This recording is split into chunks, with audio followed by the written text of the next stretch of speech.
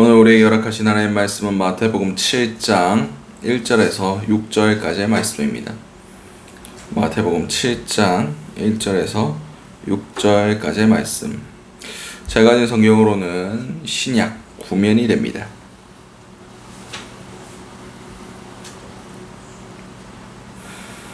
마태복음 7장 1절에서 6절까지. 다시 하신 줄 알고 마태복음 7장 1절에서 6절까지의 말씀을 우리 한 목소리로 합독하시도록 하시겠습니다. 비판을 받지 아니하려거든 비판하지 말라. 너희가 비판하는 그 비판으로 너희가 비판을 받을 것이요 너희가 헤아리는 그 헤아림으로 너희가 헤아림을 받을 것이니라. 어제 형제의 눈 속에 있는 티는 보고 내 눈 속에 있는 들보는 깨닫지 못하느냐. 보라, 내 눈 속에 들보가 있는데 어찌하여 형제에게 말하기를 나로 내 눈 속에 있는 티를 빼게 하라 하겠느냐. 외식하는 자여, 먼저 내 눈 속에 들보를 빼어라. 그 후에 밝히 보고 내 형제의 눈 속에 티를 빼리라. 거룩한 것을 개에게 주지 말며 거룩한 너희 진주를 돼지 앞에 던지지 말라. 그들이 그것을 발로 밟고 돌이켜 너희를 찢어 상하게 할까 염려하라. 아멘. 오늘 우리에게 허락하신 마태복음 7장 1절에서 6절까지의 말씀을 가지고 오늘 하루를 살아가실 은혜를 함께 나누셨으면 좋겠습니다. 우리가 먼저 기도할 기도의 제목은 비판하지 않게 하소서. 오늘 보면 1절에서 2절까지의 말씀입니다. 비판을 받지 아니하려거든 비판하지 말라. 너희가 비판하는 그 비판으로 너희가 비판을 받을 것이요 너희가 헤아리는 그 헤아림으로 너희가 헤아림을 받을 것이니라. 아멘. 오늘 본문에서 예수님께서 비판하지 말라라고 말씀하셨습니다. 이 비판이라는 단어는 둘로 분리시키다, 재판권을 행사하다, 심판하다 라는 것을 의미하고 있습니다. 그렇습니다. 하나님께서 우리를 심판하십니다. 근데 우리가 남을 비판할 때 아무런 자비 없이 아무런 자기가 아니니까 제3자에 대해서 그렇게 아무렇지도 않게 인신공격을 하면서 그 사람이 받을 상처에 대해서 아무 생각도 안 하고 그렇게 하는 경우가 너무나 많습니다. 왜냐? 자기가 아니니까. 근데 오늘 비판, 둘로 분리시키다. 이것이 무엇을 의미합니까? 하나님께서 양과 염소를 나누시는 겁니다. 다시 말해서 비판은 하나님의 권리입니다. 하나님이 우리를 마지막에 양과 염소로 분리시키듯이 천국과 지옥으로 나누시듯이 그렇게 우리에게 심판하신다는 것입니다.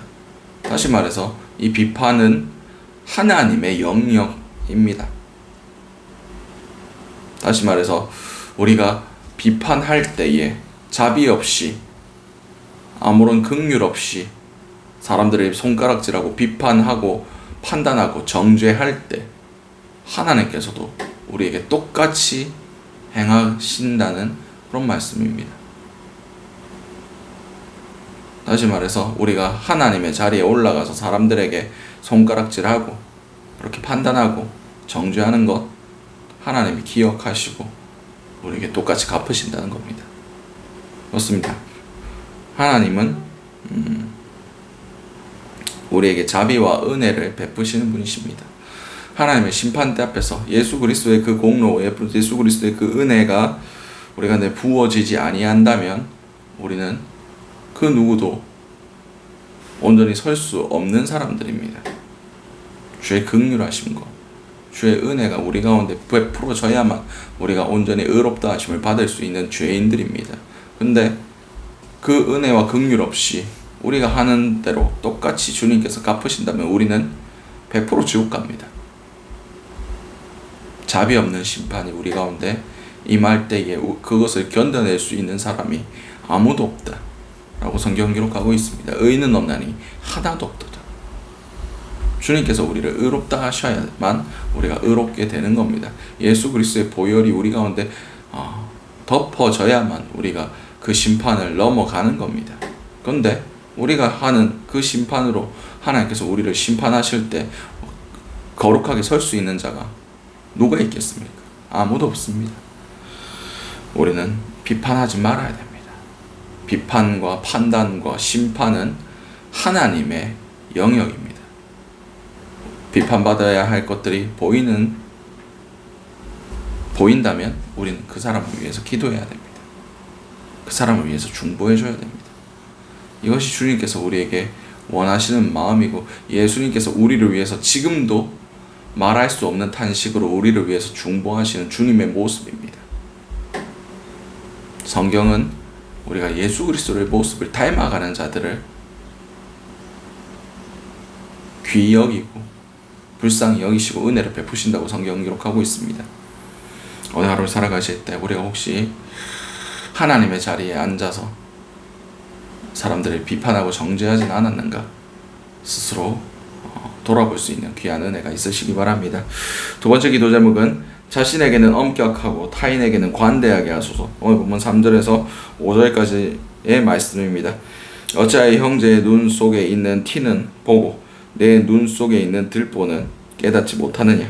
보라, 내 눈 속에 들보가 있는데 어찌하여 형제에게 말하기를 나로 내 눈 속에 있는 티를 빼게 하라 하겠느냐. 외식하는 자여, 먼저 내 눈 속에 있는 들보를 빼어라. 그 후에야 밝히 보고 내 형제의 눈 속에서 티를 빼리라. 아멘. 오늘 본문에서 형제의 눈 속에 있는 티는 보면서 왜 네 눈 속에 있는 들보는 보지 못하느냐라고 얘기하고 있습니다. 티는 매우 작은 겁니다. 그런데 들보는 대들보 있죠. 그게 들보입니다. 집을 떠받드는 커다란 기둥, 커다란 가린 그런 나무로 된 그것이 들보입니다. 사람들은 주로 자신에게는 관대하고 타인에게 엄격한 경향이 있습니다. 그런데 우리는 타인에게는 관대하고 자기 자신에게는 엄격해야만 합니다. 탈무드의 이야기 중에 이런 이야기가 있습니다. 어떤 두 아이가 굴뚝 청소를 하고 내려왔는데 한 아이는 얼굴이 깨끗하고 한 아이는 얼굴이 더러웠다고 합니다. 그래서 랍비가 제자에게 물었습니다. 두 아이 중에 누가 얼굴을 씻었겠냐? 그랬더니 제자가 당연히 얼굴이 더러운 사람이 얼굴을 씻었겠죠. 이렇게 얘기했습니다. 근데 랍비는 아니다. 그 얼굴이 더러운 아이는 깨끗한 얼굴을 보고, 깨끗한 아이의 얼굴을 보고 나도 깨끗하겠지 하면서 씻지 않았고, 그 얼굴이 깨끗한 아이는 더러운 얼굴을 보면서 내 얼굴도 더럽겠구나 하면서 얼굴을 씻었다 라고 얘기했습니다. 그랬더니 제자가 이제 깨달았습니다. 다시 한번 저에게 똑같은 질문을 해보십시오 라고 했을 때, 똑같은 질문을 했을 때 제자가 깨끗한 아이가 얼굴을 씻었습니다 라고 얘기했습니다. 그때 랍비가 틀렸다 라고 얘기했습니다. 그리고 한 말이 둘 다 똑같은 굴뚝을 청소했는데 어찌 한 사람만 더럽겠느냐 라고 얘기를 했습니다. 이게 무슨 뜻입니까? 우리 모두 다 남을 살피고 자기를 살필 수 있어야 됩니다. 그리고 자기의 더러움을 볼 수 있어야 된다는 겁니다. 그렇습니다. 남의 잘못을 바라볼 때 그것이 혹시 내 안에는 있지 않는가, 그것을 먼저 살펴야 됩니다. 타인의 잘못이 보일 때 혹시 나는 그렇지 아니한가, 혹시 나에게는 잘못이 없는가, 스스로를 돌아볼 수 있어야 됩니다. 현대 교인들의 단점 중에 하나가 설교를 들으면 아이고 이거는 김 집사가 들어야 된다, 이건 우리 남편이 들어야 된다, 그렇게 얘기하는 경우가 많습니다. 다 자기에게 들으라고 하는 얘기입니다. 그것을 찔림을 주실 때 그것을 받아서 이것은 나에게 주시는 말씀이다, 내가 이 말씀으로 돌아볼 수 있어야 한다, 하나님께서 이것을 내가 돌이키라고 내게 주시는 사인이다 라고 받는 사람, 받는, 은혜롭게 받는 사람이 있고, 또 어떤 사람은 목사가 나한테 공격을 한다 이러면서 돌이키지 않고 오히려 분란을 일으키는 그런 사건도 많이 일어납니다. 나를 되돌아볼 수 있게 하시는 그 은혜를 저버리는 겁니다. 오늘 하루 살아가실 때 정말 자신에게는 엄격하게 하시고 타인에게는 관대함으로 그들을 맞이할 수 있게 하심을 통하여 정말 심판과 판단은 하나님의 영역이고 우리는 주님의 사랑으로 그들을 사랑해 주며 자기 스스로를 돌아보며 내가 혹시 더러운 부분이 있진 않은지, 하나님 앞에 내가 거룩하지 못했던 부분이 있진 않는지 스스로 살펴볼 수 있는 은혜가 저와 여러분들에게 있으시기 바랍니다. 마지막 기도 제목은 거룩한 것을 거룩하게 지키게 하소서. 오늘 본문 6절 말씀입니다. 거룩한 것을 개에게 주지 말며 너희 진주를 돼지 앞에 던지지 말라. 그들이 그것을 발로 밟고 돌이켜 너희를 찢어 상하게 할까 염려하라. 아멘.